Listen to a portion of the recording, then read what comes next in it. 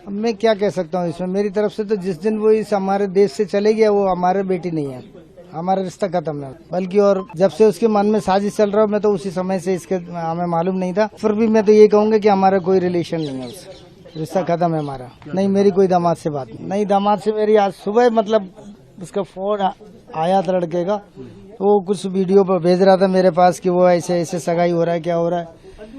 तो मैंने कहा बेटा मैं इसमें क्या कर सकता हूँ, जहाँ तुम हो वहाँ मैं हूँ, बस इतनी सी बात हुई थी।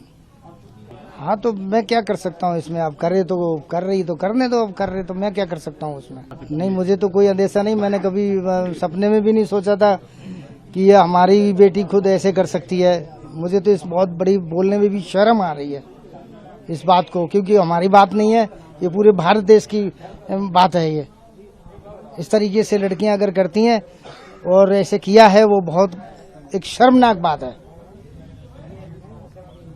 एक शर्मसार होने वाली बात है।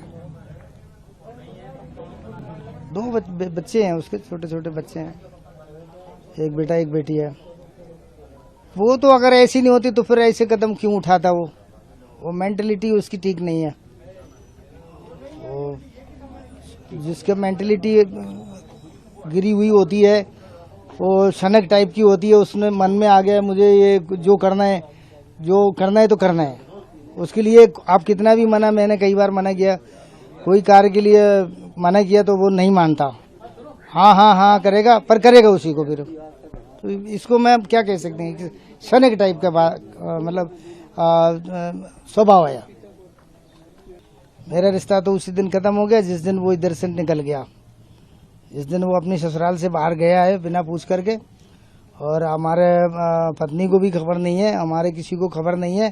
तो उसी दिन से हम इस बात से तो बहुत नाराज हैं कि अपने दोनों बच्चों को छोड़ के क्यों गया और ऐसा कदम क्यों उठाया। बहुत शर्मसार होने वाली बात है। मैं तो अपने आप को कोसता हूँ कि मैं ऐसी बेटी का बाप क्यों हुआ इस दुनिया में। मुझे तो इस बात से भी शर्म आ रही है। अंजू ने आपसे लास्ट बार जब बात की, उसके बाद वहाँ से लगातार वीडियो आए, उसने इस्लाम कबूल कर लिया और उसके अलावा उसने वहाँ निकाह भी करना बताया है। क्या कंफर्मेशन आपके पास अब तक आई है? मेरे तरफ से तो उसने उसका जो निकाह किया है उसने प्रूफ कर दिया है, बता दिया है कि हाँ निकाह हो गया है, ठीक है। उसके पास नहीं थी, वो गई पड़ोस में गई है दावत खाने, ये भी पता चल गया है मेरे को। कैसे आप कंफर्म मान रहे हैं इस बात को कि उनका निकाह हो चुका है, इस्लाम कबूल कर चुकी हैं? वो इंटरव्यू में एक पत्रकार ने वो फ़ोन पे बात किया था जी, उस क्लियर कट उसी पे बात मैंने सुन ली है। जिस दिन आपने उनसे वीडियो व्हाट्सएप कॉल पे बात की थी, उस दिन भी उन्होंने लास्ट में कहा था कि शादी के बारे में जिक्र वो कल करेंगे, लेकिन उसके बाद क्या आपकी बात हुई? नहीं हुई है मेरी, उस दिन हुई है जिस दिन निकाह कर रही तो उस दिन डॉक्यूमेंट्स की बात हुई, कह रही तलाक के पेपर बनवा लो। तो वहाँ उन्होंने दावा किया कि वो तलाक पहले ही यहाँ लगा चुकी हैं, क्या ऐसी कोई जानकारी थी आपके मेरे पास? पास कोई जानकारी नहीं है, मेरे पास कोई आदेश भी नहीं आया, ना मैं कोर्ट गया हूँ। कभी आपके पास कोई ऐसी तामील भी नहीं आई कोर्ट से? नहीं, कोई ताबील भी नहीं आया भी होगा तो क्या पता इन्होंने छुपाया भी होगा।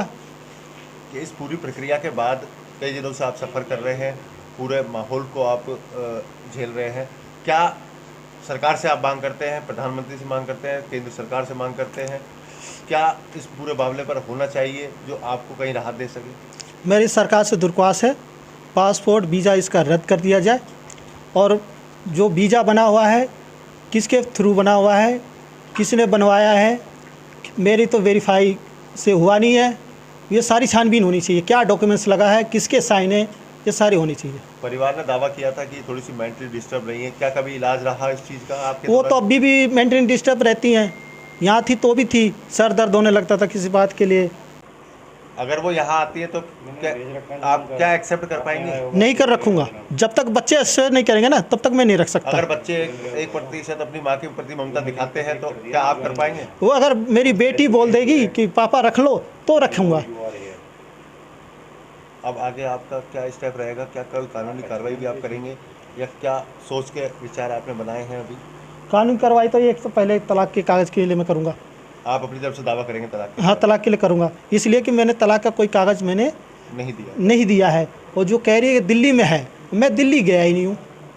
जी, पूरी स्थिति अब साफ होती जा रही है। अभी तक आप किस कंफर्मेशन पर अपने आप को सेटिस्फाई मान रहे हैं कि आपके पास क्या चीज़ कंफर्म आ चुकी है जो आपकी बातचीत में हुई हो? मेरी कोई बातचीत तो अभी हुई नहीं है उससे 25 जब से सगाई की है, निकाह किया, तब से मेरी कोई बातचीत नहीं हुई है उससे। लगातार वहाँ से जो वीडियो आए, जो हालात सामने आए, उनको लेकर के उन्होंने कोई क्लियरिफिकेशन, बच्चों से बातचीत के प्रयास या आपसे कोई बातचीत का प्रयास? नहीं, बच्चों से भी नहीं हुआ प्रयास, ना हमारे से हुआ है कोई प्रयास। वहाँ से किसी अथॉरिटी का फ़ोन आपके पास आया हो? नहीं आया मेरे पास कोई। अभी तक कोई यहाँ से इंडियन अथॉरिटी से आपके पास कोई कॉल आया हो कि आपकी कोई डिमांड्स इस मामले को लेकर के अब जो पूरा घटनाक्रम रहा है, क्योंकि बार बार बयान बदले जा रहे हैं, कभी कह रहे हैं कि शादी नहीं हुई नहीं है, निकाह हुआ नहीं है, कभी नाम बदला नहीं गया है। ये सब झूठ बोल रहे हैं, निकाह तो हो चुका है, झूठ पे झूठ बोले जा रहे हैं। यहाँ भी जब अंजू थी तो झूठ पे झूठ बोल ली, और कैसे वीज़ा बनवाई, कैसे क्या करवाई, मेरे को खुद नहीं पता कौन वेरिफिकेशन किया, मेरे तो कोई साइन भी नहीं है, मैं तो कभी दिल्ली गया भी नहीं हूँ मेरे को लेके। इन सभी हालात जो अभी आज आपके साथ बीत रहे हैं, उसका सभी को दर्द है कि ये आज आपके साथ हुआ है। क्या आगे का अब आपका स्टेप आपने सोचा हुआ है? क्या कोई लीगल कार्रवाई पे आप जाएंगे? कैसे वो आती हैं तो वो अपना दावा भी पेश करेंगी, भाई मैं अभी पत्नी हूँ आपकी? वो तो मेरी पत्नी है, बिना तलाक के कैसे कर सकती है शादी?